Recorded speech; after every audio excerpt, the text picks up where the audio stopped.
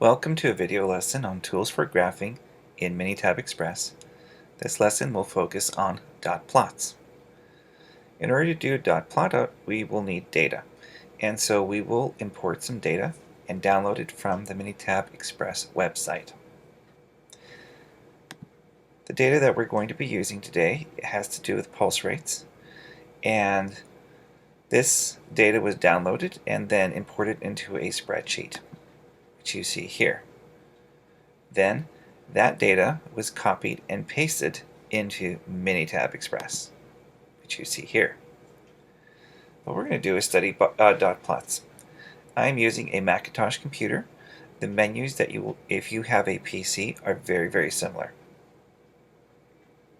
Also, if you're interested in obtaining this data set so that you can run your own experiments or to practice the example that I saw in this video, please look at the video description. It contains both the description of the indicators and also a link to the spreadsheet file. Let's begin. When you go to Minitab Express, go to Graphs and select Dot Plots, which is right here, right below histogram. Okay, so we're going to do this twice. The first time we're going to do this is what we will call simple dot plot. And it's going to ask us what is the y variable that we want to take a look at. Right now we're going to look at just heights. So we'll select indicator height and either double click or highlight and then right click over here where the arrow is and into the field and click OK. Now let's move the spreadsheet portion down a little bit so we can see what the graph says. And this is a dot plot of height. Again, the number of occurrences of a particular value are stacked as little dots that you see here. If you want to click and change some of the elements in the graph, click on the graph, click plus the graph elements. There is not too many elements to choose from, but you can have a title. You can either hide or keep it. You can have a subtitle and also a footnote if you want to add those.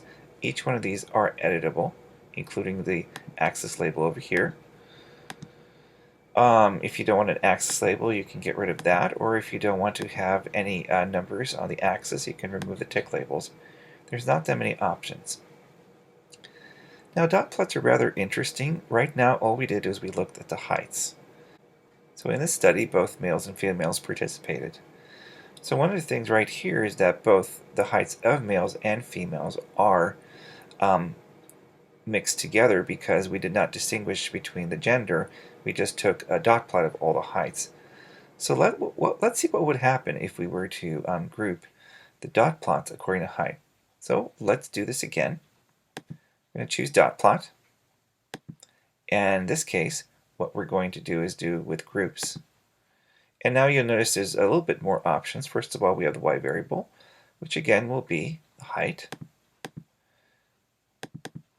And then the grouping variable. We can group it by any categorical variable. The category that we're going to choose right now is gender. And when we click on that, we click OK. And you'll notice that now it'll do two dot plots.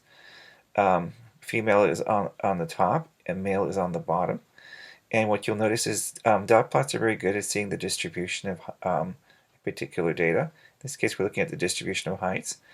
Distribution of heights over here is represented by the females. Over here, the distribution of heights on this lower axis is of the males. And what it would tend to say is that males tend to be taller than females. This tends to be common knowledge, so it's good to see that the data does support that type of observation. But again, this is one way to examine data, and oftentimes when you compare across groups, dot plots is a valuable tool to study that relationship. Again, there's not that many choices in here with the graph elements, so however, you can add subtitle and footnote and also either add or remove axis labels or tick labels. This one has a very basic interface. And that finishes the tutorial video for dot plots. I hope you found this helpful.